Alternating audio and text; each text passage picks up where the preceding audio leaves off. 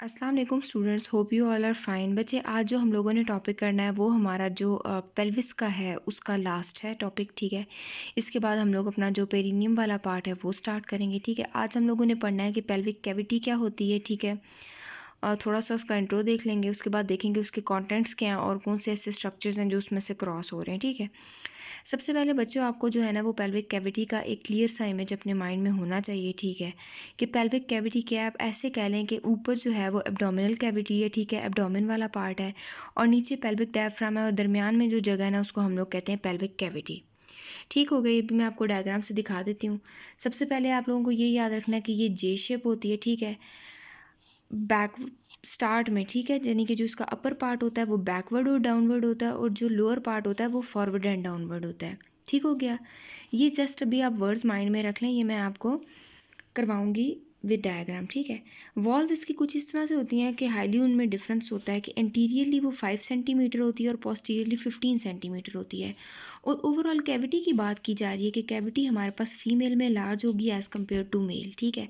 उसका बार बार आपको रीज़न बताया जाता है कि पेल्विक में काफ़ी सारी चीज़ें जो हैं वो फीमेल में लार्ज होती हैं। उनका यही रीज़न है कि जो ऑब्स्ट्रक्टेड जो हमारे पास रीज़न है कि चाइल्ड बर्थ वाला जो प्रोसेस है, ठीक है, और एक उस चीज़ को मेंटेन करना और फिर फर्दर उसका प्रोसीड होना, उसकी वजह से ये सारी चीज़ें जो हैं ये फीमेल में लार्जर होती हैं।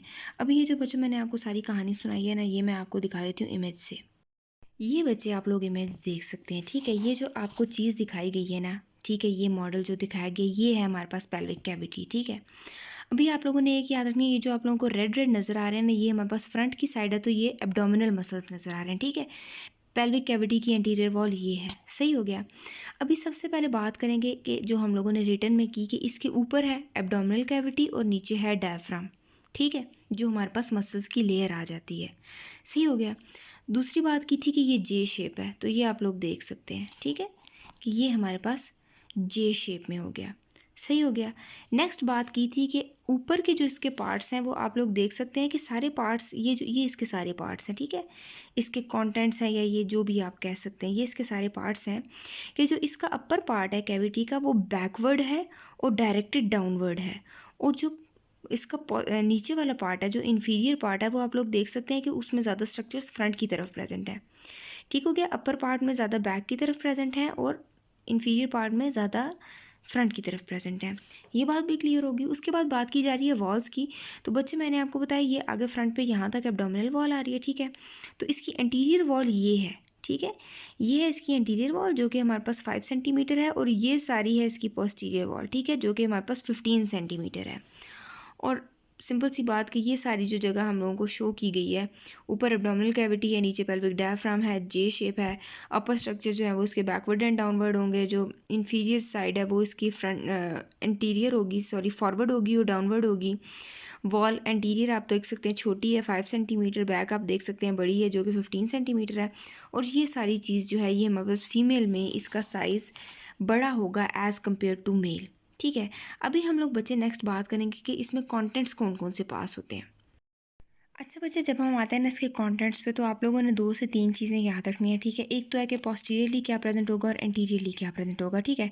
पोस्टीरियरली हमारे पास होगा सिग्मॉइड कोलोन एंड रेक्टम, ये मैं भी आपको इमेज से शो कर देती हूँ। एंटीरियरली हमारे पास यूरिनरी ब्लैडर प्रेजेंट होगा और जो कि मेल्स में आपको पता है प्रोस्टेट ग्लैंड होता है, वो हमारे पास जो यूरिनरी ब्लैडर है ना उसकी नेक के नीचे प्रेजेंट होगा, ठीक है। अभी हम लोग इसी चीज़ को अगर इमेज से देख लें तो बच्चे ये आप लोग इमेज देख सकते हैं, ठीक है।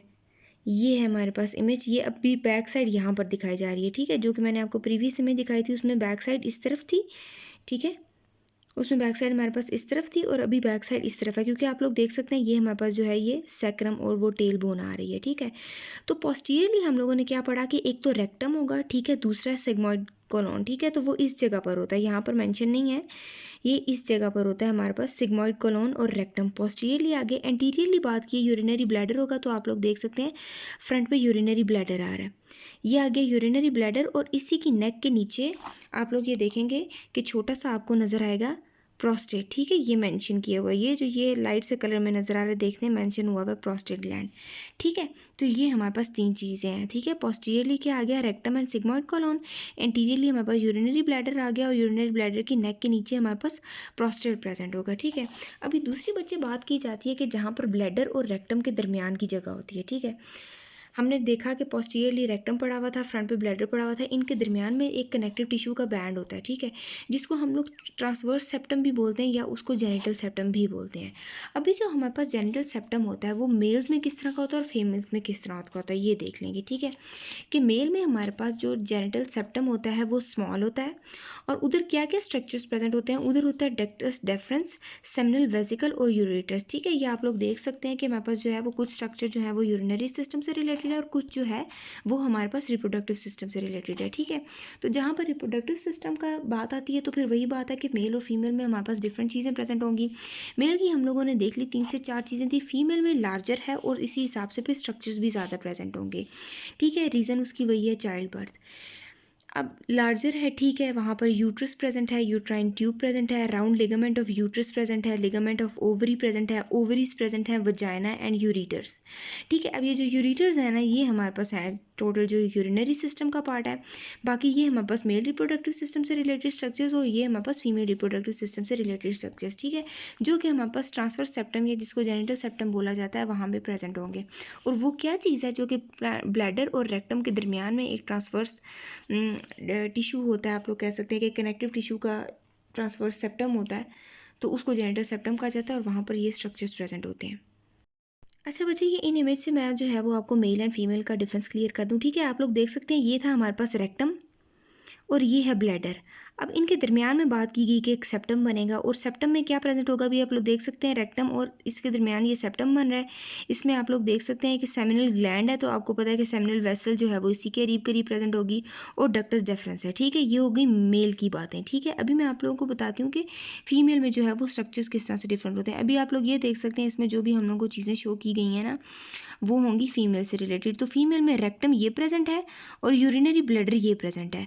उसके अलावा आप लोग देख सकते हैं कि अब रेक्टम और यूरिनरी ब्लैडर के दरमियान की ये जगह आ रही है जो कि हमारे पास ट्रांसवर्स सेप्टम या जिसको वजाइनल सेप्टम बोला जा रहा है और इसमें हमारे पास काफ़ी सारे स्ट्रक्चर प्रेजेंट है। यूरिटर्स भी हैं, यूट्राइन ट्यूब भी है, लिगामेंट ऑफ ओवरी भी है, ये आप लोग देख सकते हैं सारी चीज़ें मेंशन हुई हुई हैं।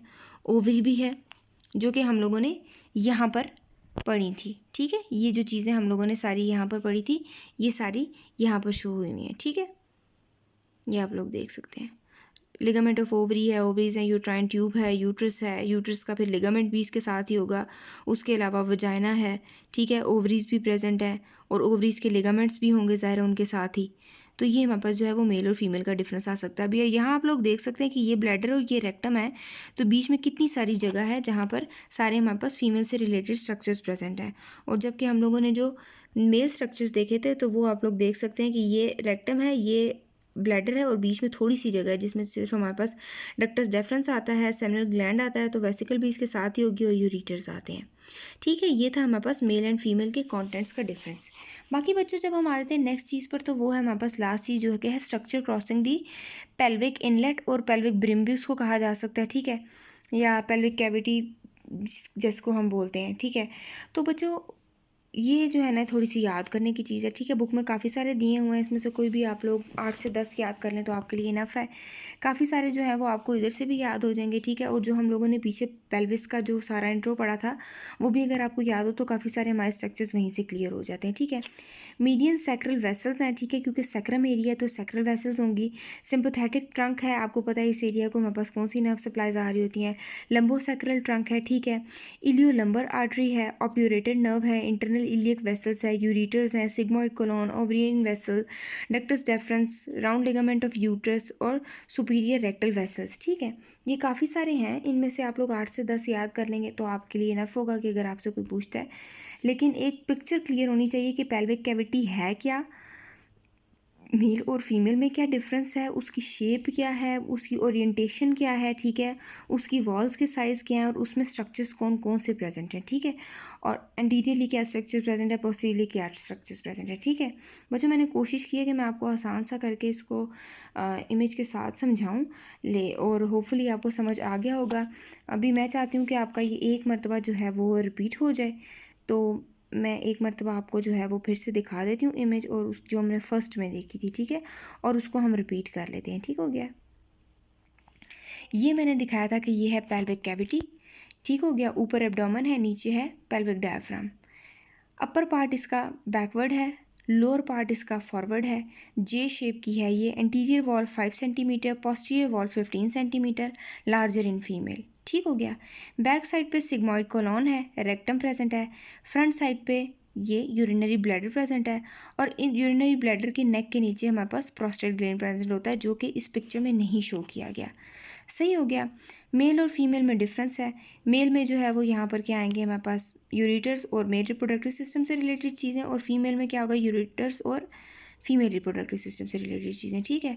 और जब ओवरऑल कंटेंट की बात की जाती है तो वो इस इमेज से भी आप याद कर सकते हैं, लेकिन ये मैंने सारी आपको लिस्ट दे दी गई है जो कि आपकी बुक में भी काफ़ी अच्छे तरीके से मेंशन है। तो होपफुली आपको ये चीज़ें सारी समझ आ जाएं और याद हो जाएं। इससे रिलेटेड अगर आपका कोई क्वेश्चन है तो आप लोग पूछ सकते हैं, क्योंकि इसके बाद हम लोग जो है वो अपना पेरिनियम वाला जो टॉपिक है वो स्टार्ट करेंगे, और वन बाय वन उसके शॉर्ट टॉपिक्स जो हैं वो क्लियर करेंगे। Thank you so much. अल्लाह हाफिज़।